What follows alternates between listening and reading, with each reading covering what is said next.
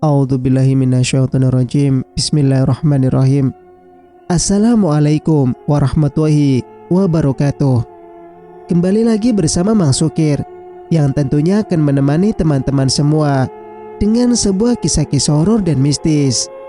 Dan untuk cerita kali ini, Mang Sukir akan menceritakan sebuah kisah yang berjudul Tumbal Anak Pertama. Cerita ini ditulis oleh akun Facebook bernama Ratna Dewi. Dan bagi teman-teman yang penasaran dengan sang penulis atau ingin membacanya secara langsung, teman-teman bisa langsung kunjungi link yang saya sudah sertakan, ada di deskripsi. Oke, tak usah berlama-lama, mari kita ke ceritanya. Selamat mendengarkan.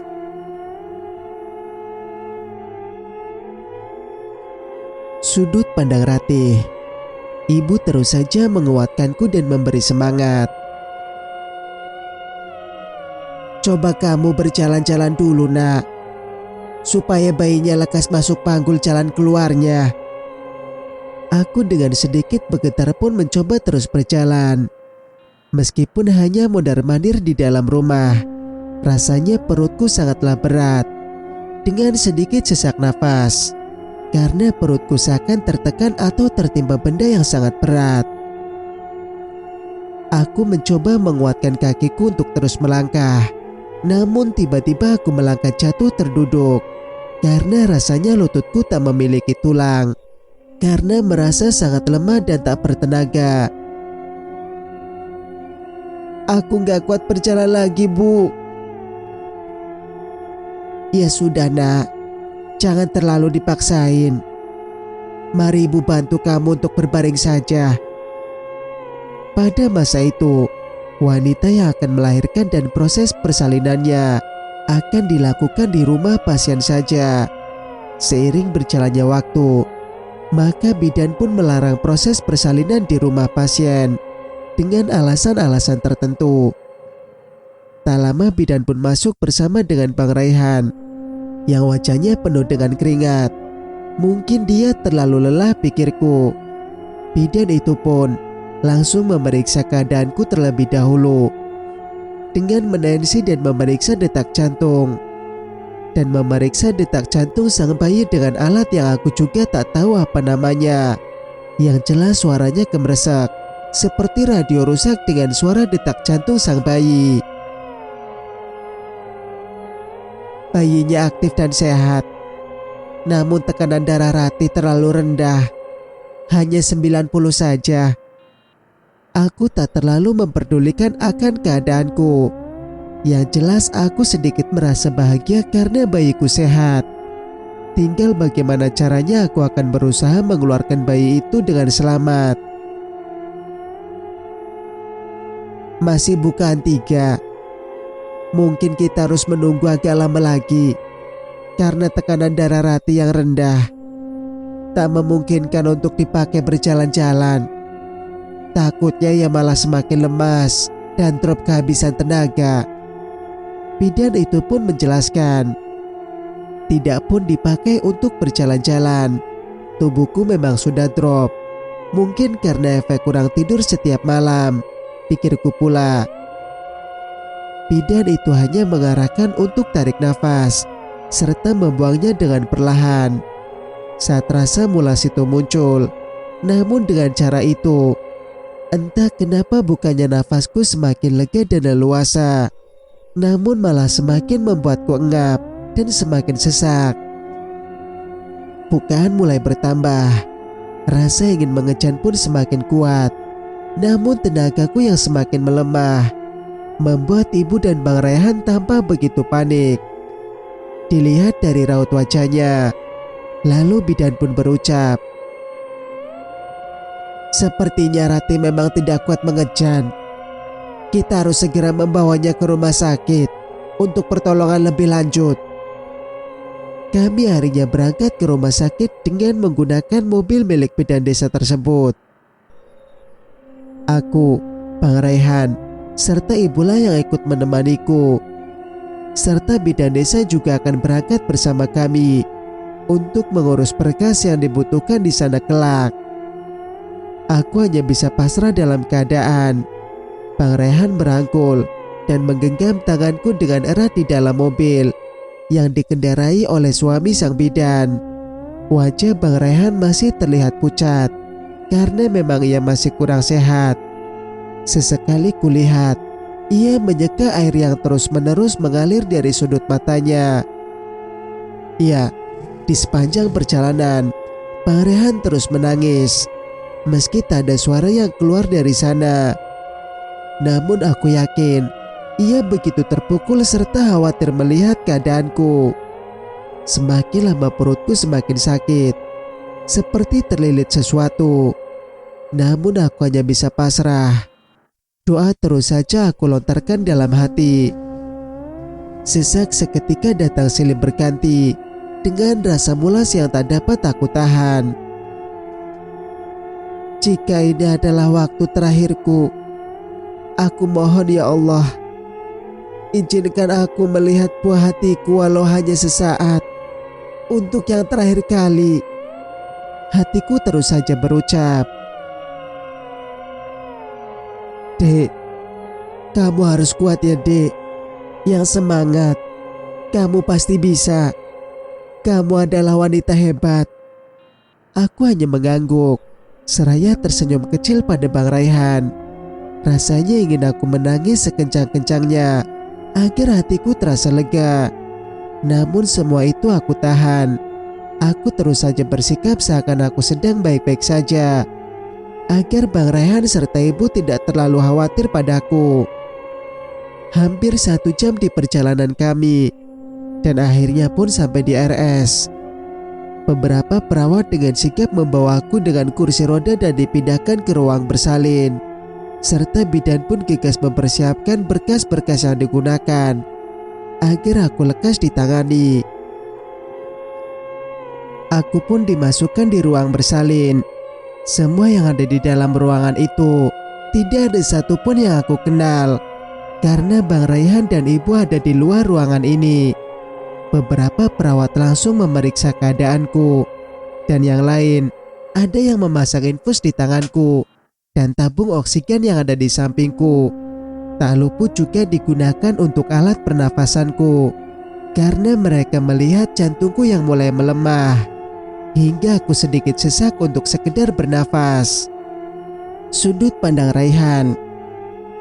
Aku tak dapat menahan air mataku, karena aku yakin istriku saat ini sedang bertaruh nyawa demi kelahiran buah hati kami.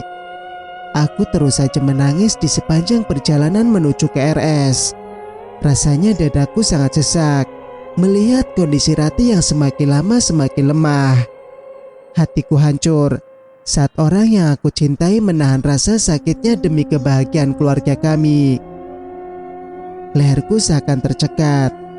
Aku tak mampu berkata-kata, bahkan bersuara. Aku paksakan untuk bicara dengan memberi semangat untuk Ratih, istriku, agar dia tetap kuat. Dalam kondisi seperti ini aku begitu takut. Rasa takutku semakin menjadi-jadi. Aku begitu takut untuk kehilangan dia. Aku takut untuk kehilangan cinta yang sejujurnya itu adalah yang pertama, yang hanya aku rasakan padanya. Aku terus saja memeluknya. Aku terus saja menggenggam tangannya dan enggan untuk kulepaskan. Namun doa tak pernah putus dari bibirku demi keselamatan anak serta istriku. Sekejap kami pun telah sampai di RS.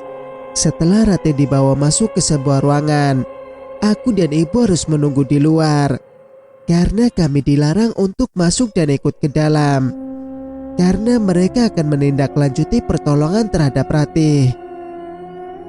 Aku bingung apa yang harus kulakukan. Aku hanya mondar-mandir di depan ruangan persalinan itu dengan terus saja berzikir. Tak terasa dalam kekalutan, azan subuh pun berkumandang. Ibu menyuruhku untuk sholat duluan dan bergantian padanya. Aku berjalan dengan kontai. Tubuhku sangat lemas. Nafasku kembali sesak saat mengingat keadaan Rati seperti tadi. Aku harus meminta tolong pada yang di atas dengan cara berdoa. Aku mengambil air wudhu dan beranjak menuju musola kecil yang ada di sudut ruangan rumah sakit. Selesai sholat, aku pun kembali berdoa dan meminta pertolongan agar semua baik-baik saja. Ya Allah, selamatkanlah anakku, selamatkan serta istriku. Izinkan aku untuk membahagiakannya ya Allah. Jangan kau ambil dulu dia dariku. Aku belum sanggup untuk kehilangan wanita seperti dia. Aku kembali terisak dalam tangis. Aku menyudahi doaku dan gegas kembali ke tempat semula. Karena aku harus bergantian dengan ibu untuk sholat, di mana tempat ibu menunggu kabar dari anaknya, yang juga dia adalah istri tercintaku.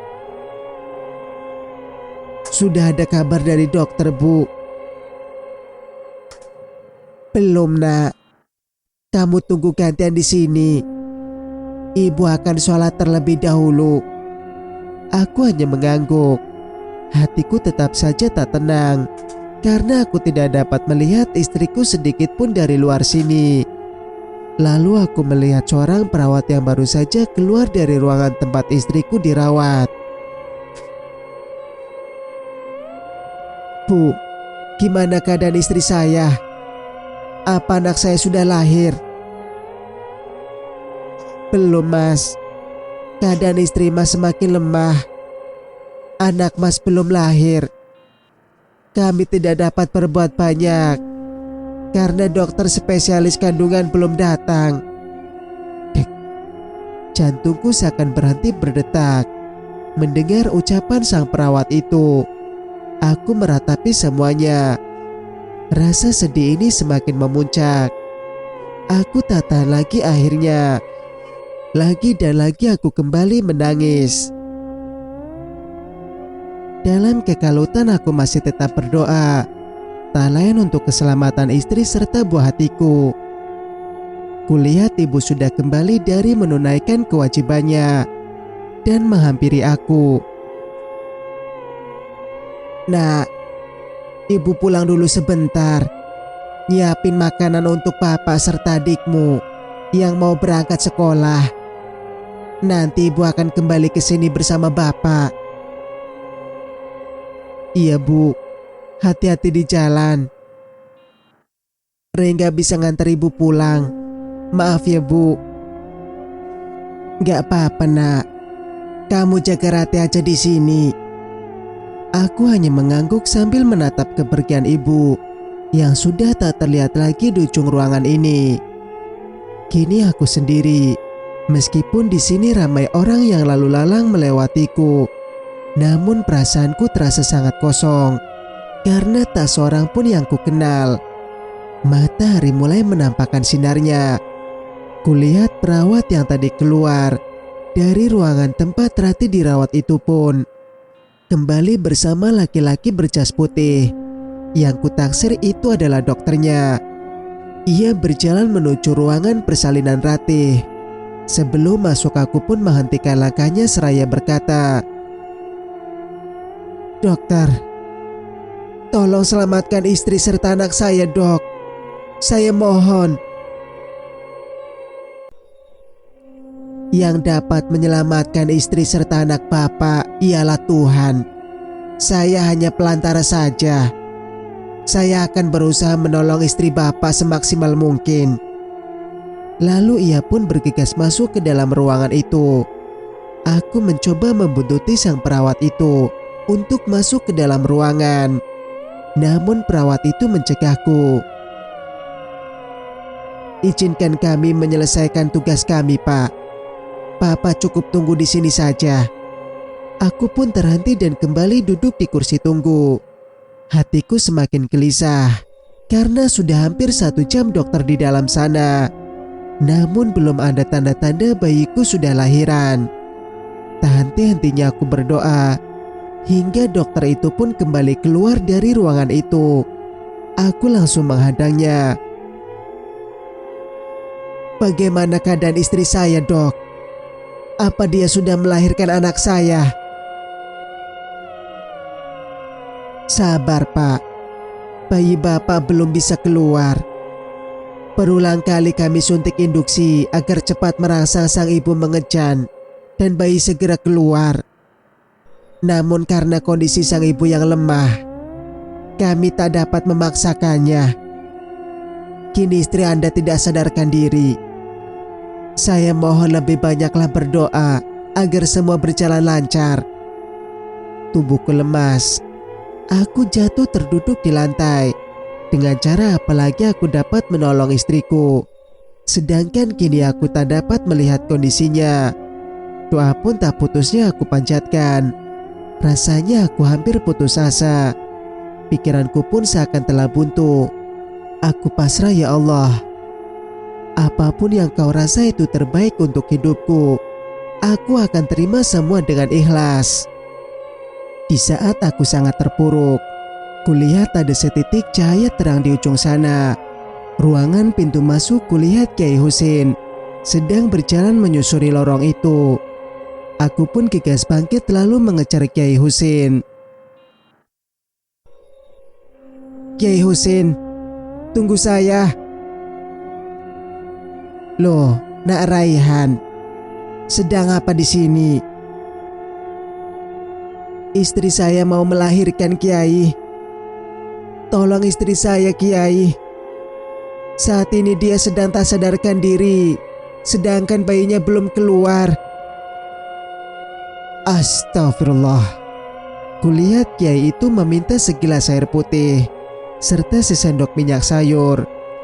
Lalu setelah sang perawat membawakan apa yang Kiai itu pinta, lalu samar ku dengar ia membacakan ayat Al-Fatihah, surat 3 Qul, ayat kursi, lalu menghembuskannya pada segelas air yang telah diberi sesendok minyak sayur itu. Lantas ia meminta tolong agar perawat meminumkan air tersebut pada Ratih. Duduklah Nak Raihan, tenangkan dirimu dulu. Semua akan baik-baik saja. Seketika hawa sejuk mengalir dalam tubuhku. Aku pun seketika merinding mendengar ucapan Kiai Husin. Aku kembali kuat dengan perasaan menyesal karena sebelumnya aku telah putus asa. Terima kasih, Kiai telah menguatkan saya. Ngomong-ngomong, Pak Kiai sedang apa di sini? Setiap sebulan sekali, saya rutin akan memeriksakan kesehatan saya di sini. Aku pun kembali terkejut saat perawat yang ada di ruangan bersalin itu tiba-tiba berteriak memanggil sang dokter. Dokter itu pun berlari tergesa keluar dari ruangannya dan menuju ruangan bersalin itu kembali. Ada apa lagi nih Pak Kiai? Aku tak tahan lagi dan langsung terisak tangis. Aku takut akan terjadi apa-apa pada istriku. Aku belum sanggup untuk kehilanganmu sayang. Kamu harus kuat Ratih. Aku yakin kamu pasti bisa. Kamu harus kuat Nak Raihan. Ingat, kamu tak boleh putus berdoa. Karena yang di dalam sana saat ini sedang berjuang sekuat tenaga untuk kedua orang yang kamu kasihi. Kiai Husin coba memberiku semangat. Aku mengelus pundakku agar aku merasa lebih tenang. Selang beberapa menit, aku mendengar suara teriakan Ratih dengan diselangi suara keras tangisan bayi. Aku yang masih belum percaya seketika mengusap air mataku dengan kasar, lalu menatap wajah Kiai Husin. Alhamdulillah. Selamat ya Nak Raihan. Kini kamu telah menjadi seorang ayah. Aku yang masih tidak percaya dengan ucapan Kiai Husin pun lantas, apa saya tidak sedang bermimpi kan Kiai? Kiai itu sontak mengangguk dengan disertai senyuman. Dengan disertai senyuman membuat aku semakin yakin. Lalu aku seketika langsung bersujud syukur, tak lupa berulang kali mengucapkan, Alhamdulillah ya Allah.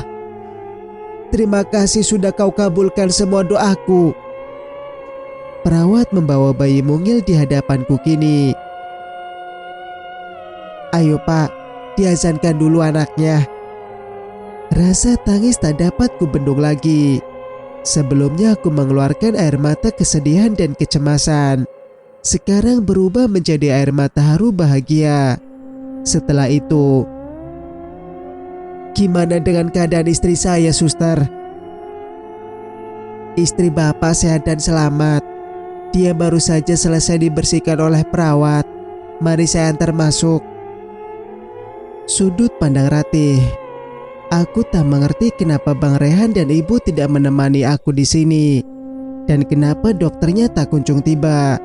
Di sini hanya ada perawat yang sesekali memeriksa selang infus, tensi, dan mengecek bukaan lahiranku.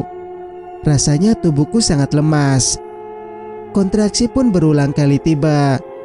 Namun percuma saja. Tenagaku tetap tak kuat untuk mengejan. "Tahan ya Mbak, dokter belum tiba."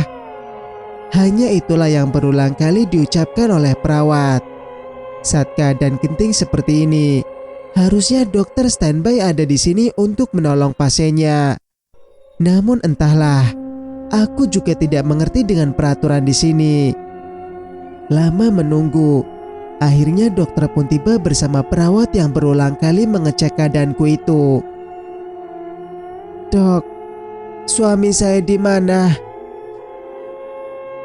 "Dia ada di luar, Bu." "Apakah boleh panggilkan dia ke sini?"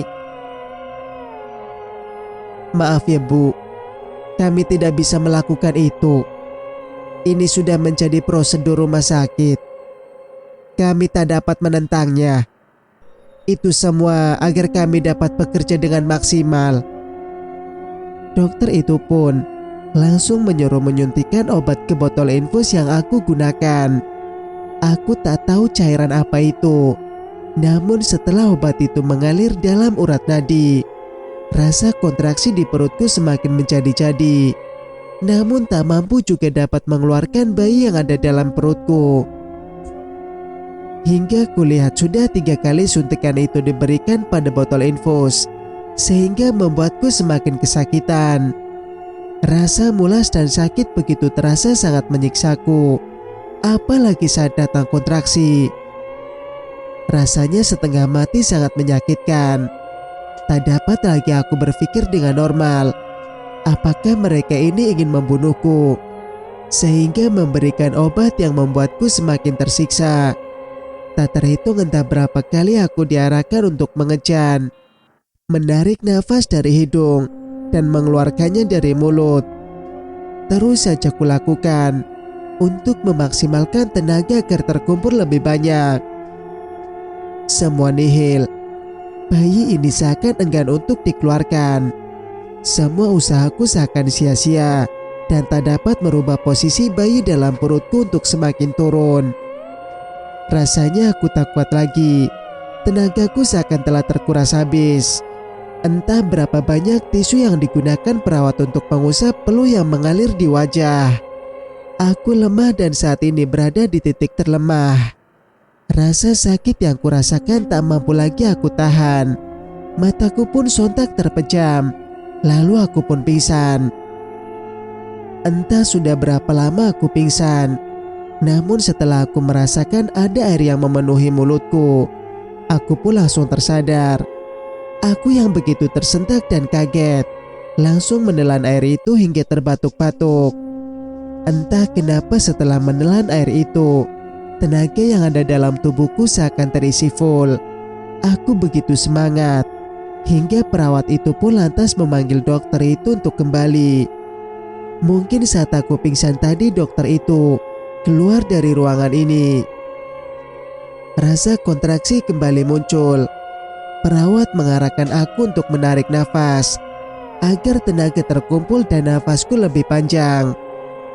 Aku pun mengejan dengan sekuat tenaga hingga suara tangisan bayiku memenuhi seluruh ruangan. Alhamdulillah, semua perawat itu pun langsung berucap, "Selamat ya Bu, anak ibu laki-laki." Aku begitu puas telah berhasil melahirkan darah dagingku sendiri. Senang, bahagia, gembira, semua campur aduk jadi satu. Air mata yang semula aku tahan kini mengalir dengan derasnya. Rasa haru karena melihat bayi yang selama ini aku pertahankan lahir dengan sehat dan sempurna. Kulihat Bang Rehan masuk dengan menggendong anak pertama kami. Kulihat matanya sedikit sembab dan bengkak. Mungkin dia terlalu banyak mengeluarkan air mata. Dia meletakkannya tepat di sampingku. Lalu sontak ia memelukku dan menciumi wajahku secara berkali-kali. Terima kasih, Dek. Kamu telah berjuang sendiri dengan begitu kuat untuk keutuhan keluarga kita. Maafkan Abang karena tak dapat menemanimu di masa sulit seperti tadi. Maafkan Abang, Dek. Karena Abang, kamu jadi tersiksa seperti ini. Aku sangat bahagia, Dek. Kamu dan anak kita bisa selamat. Abang di luar tak putus berdoa untuk kelancaran kelahiranmu. Abang juga terus saja menangis karena takut kehilanganmu, Dek. Sekali lagi, maafkan Abang ya. Aku mengangguk seraya tersenyum kepadanya. Air mata kami pun tumpah jadi satu. Ayo Bu, bayinya coba disusui. Aku pun berusaha bangkit untuk duduk dengan dibantu oleh beberapa perawat. Kupandangi lekat-lekat bayi yang kini berada di pangkuanku. Perlahan air mataku kembali menetes. Kucium pipi gembulnya dan memberi ASI untuknya. Kulitnya putih bersih, dengan hidung mancung dan mata agak sipit persis seperti Bang Raihan. Ia menghisapnya dengan kuat, menandakan bayi ini benar-benar kuat dan sehat. Kulihat Kiai Husin masuk juga di dalam ruangan ini dan melihat bayiku yang kini telah tertidur pulas karena mungkin telah kenyang menyusu. Mirip banget sama kamu ya Nak Raihan.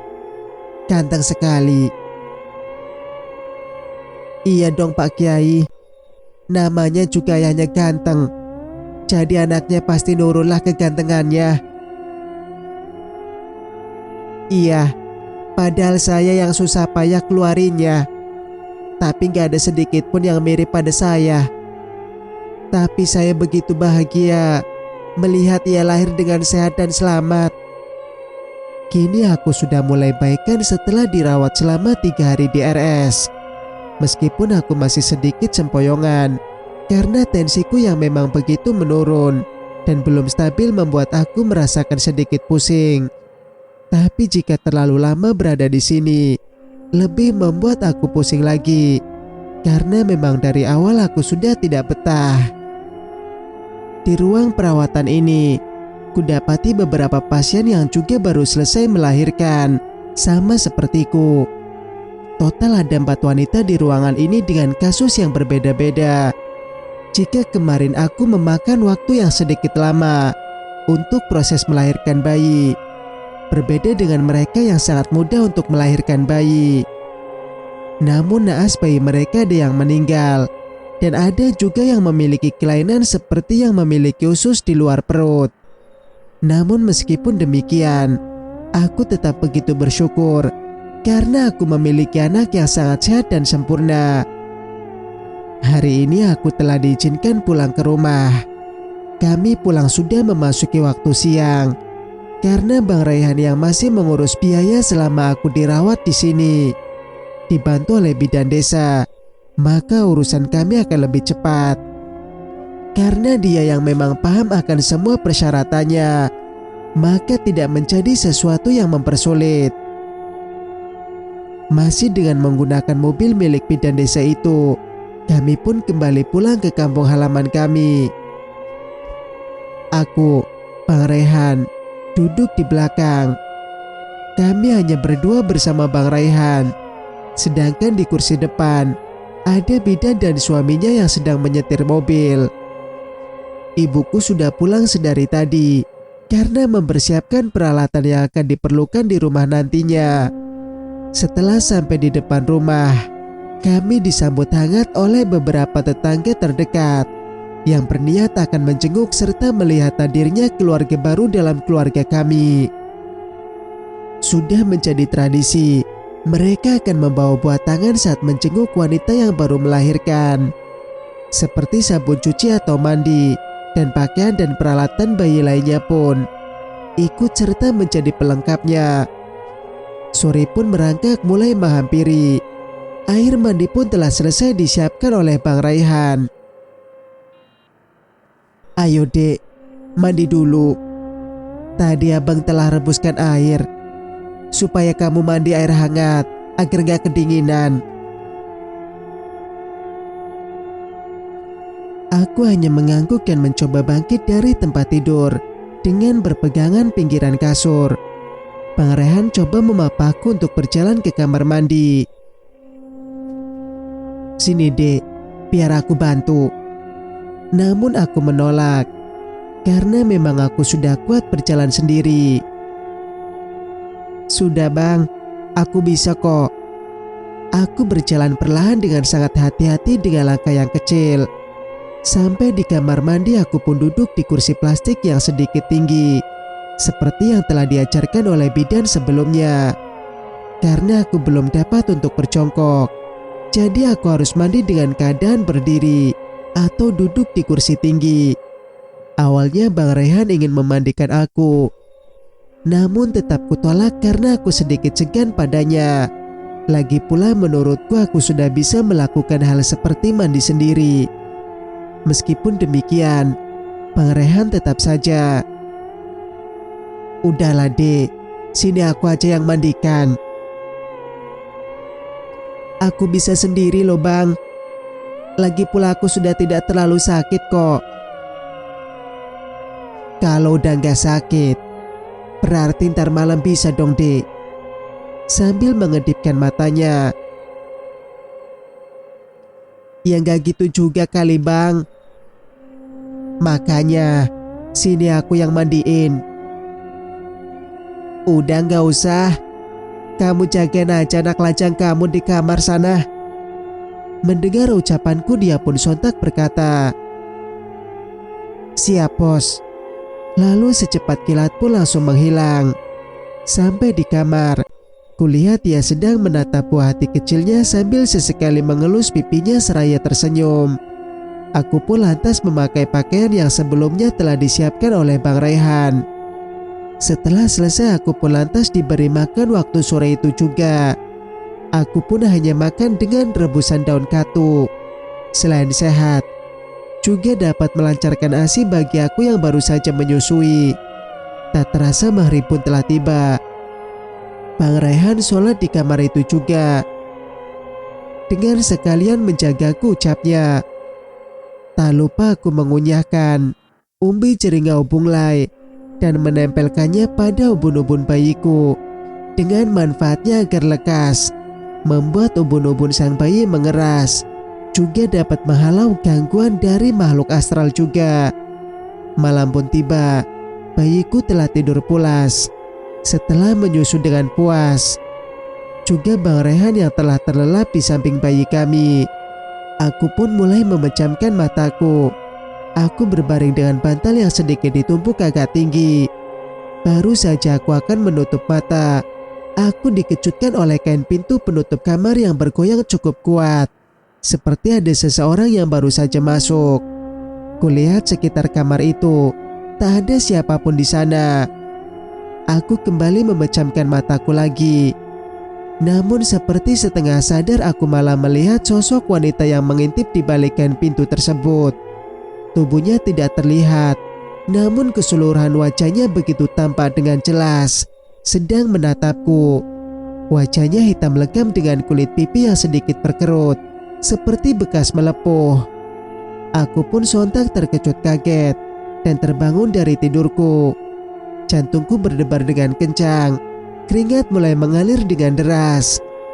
Hawa panas pun langsung terasa dalam kamar ini. Aku langsung memakai baju dan celana panjang lengkap dengan kaos kaki itu pun merasa begitu tak nyaman. Istighfar terus saja terucap dari bibir. Aku kembali berdoa. Setelah hatiku cukup tenang, aku pun melanjutkan tidurku. Namun kejadian itu kembali terjadi dengan semakin parahnya.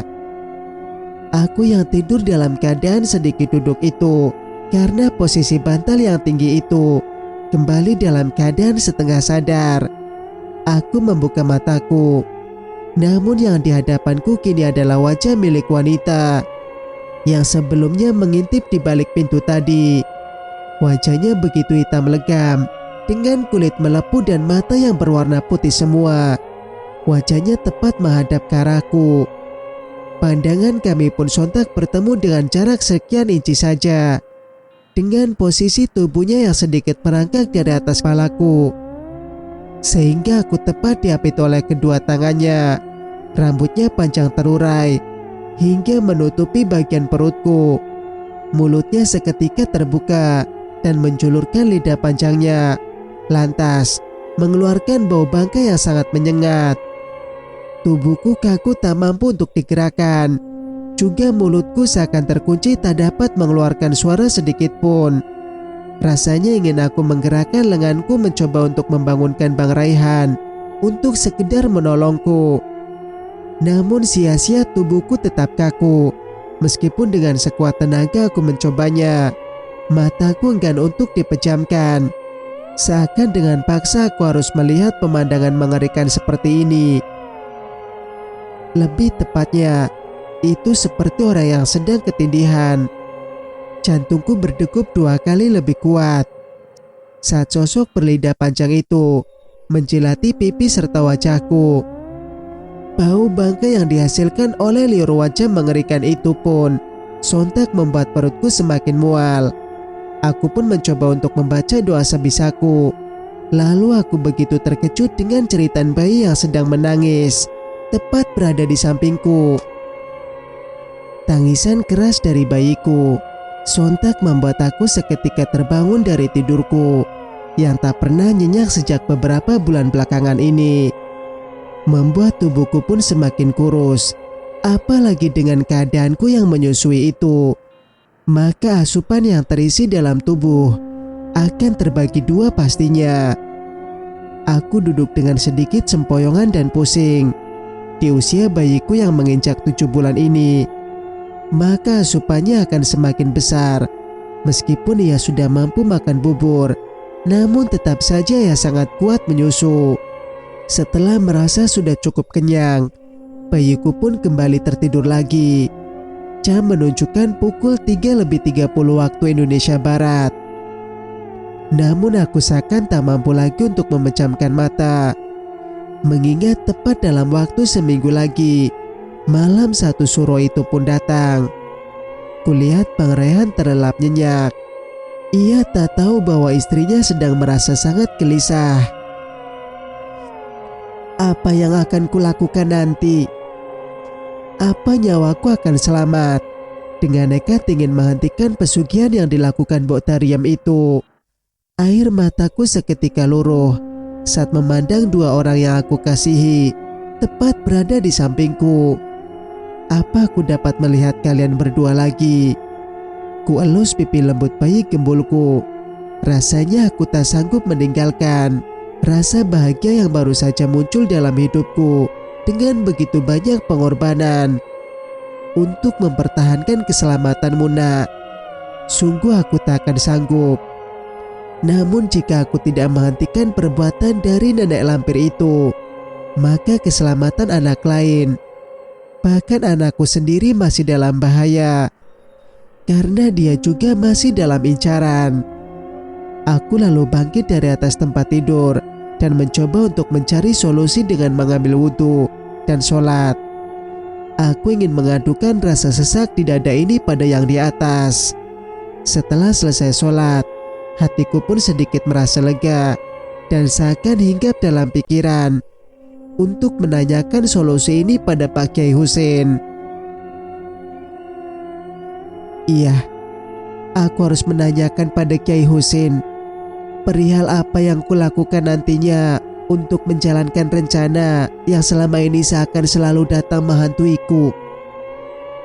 Di sisi lain, Mbok Tariam seakan berjalan secara tergesa-gesa setelah keluar dari rumah saudara tiri dari Bang Raihan, tepatnya dari rumah Mariana, karena sebelumnya suara ketukan pintu membuat Mariana sedikit terkejut. Siapakah yang datang malam-malam seperti ini? Karena sebelumnya juga sangat jarang orang mau bertamu di rumahnya. Mengingat Mariana adalah salah satu orang yang sangat sombong, maka banyak tetangga yang tidak menyukainya. Seketika pintu terbuka. Ada perlu apa datang ke rumah saya? Malam-malam lagi, ganggu orang aja. Saya menawarkan barter. Yang saya rasa ini akan sangat menguntungkanmu. Barter. Mariana pun berpikir keras, namun masih tak mampu juga menemukan apa maksud dari Mbok Tariam itu. Pasti kamu bingung. Kalau boleh biar kita bicarakan di dalam saja, agar lebih aman. Ya sudah, mari masuk. Mariana menyuruh Mbok Tariam itu untuk duduk di sofa itu. Lalu, ada maksud apa Mbok datang kemari? Saya hanya minta satu benda saja. Maka saya akan memberikan semua uang yang ada dalam tas ini. Mbok Tariam pun langsung membuka tas hitam itu. Lalu tampaklah tumpukan uang merah dan biru dari dalam sana, membuat mata Mariana seakan terbelalak lebar. Benda apa yang kau inginkan dariku? Mulutnya seakan terbatas saat berbicara dengan Mbok Tariam, karena begitu terkejut melihat kepokan uang yang ditawarkan oleh wanita tua itu. Foto. Dengan singkat wanita itu pun langsung berucap, foto siapa Mbok yang kau inginkan? Aku akan beri semua foto yang ada di dalam rumahku ini jika kau mau. Tidak bodoh, aku takkan sudi menyimpan fotomu. Jadi kamu mau foto siapa? Suara Mariana pun sontak mengeras. Foto dari bayi milik Raihan dan Ratih. Foto dari anak adik tiriku. Mariana pun menatap wajah keriput Mbok Tariam melekat, seakan belum percaya apa yang telah didengarnya barusan. Iya benar, foto dari bayi milik adik tirimu. Kenapa harus foto bayi itu, Mbok? Kamu gak usah banyak tanya. Bukankah kau juga tidak suka dengan adik tirimu itu? Jika kau sanggup untuk mendapatkan foto bayi itu, maka semua uang ini akan menjadi milikmu. Mariana menelan salivannya sendiri. Lalu senyuman miring lecek sontak muncul dari sudut bibir Mbok Tariam itu. Lantas, kalau cuma foto aja gampang itu Mbok. Bagus. Mereka berdua pun lalu terbahak dalam gelapnya malam itu. Sudut pandang Ratih. Pagi itu, aku menyiapkan makanan untuk sarapan kami bertiga. Aku, Bang Raihan juga bayi kecilku yang sengaja kumasakkan bubur nasi lunak dengan tambahan sayuran di dalamnya.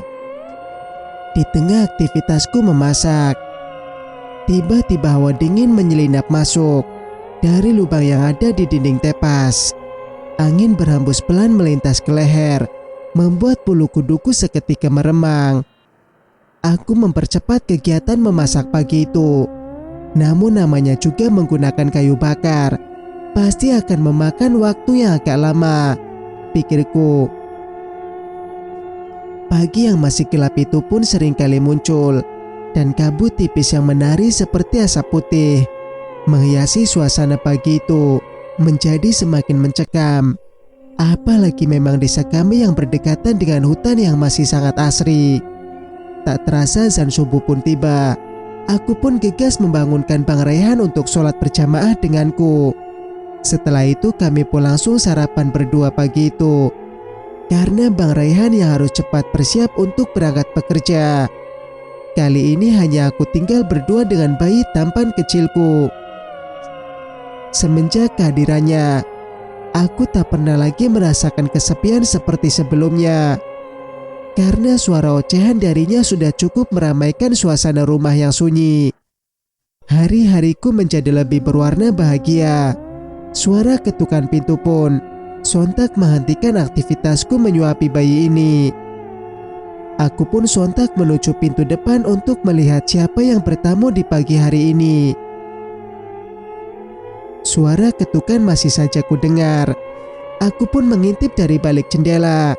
Hingga aku pun sedikit terkejut melihat kakak iparku yang ada di ambang pintu. Tumben dia mau mampir di gubuk reot milik kami ini, pikirku. Karena sebelumnya ia tak pernah sudi untuk menginjakan kaki di rumah adik tirinya. Karena rasa bencinya melihat kami yang hidup miskin dan berbanding terbalik dengannya. Tanpa mengucap salam, ia pun langsung masuk ke dalam rumahku. Ada perlu apa, Kak?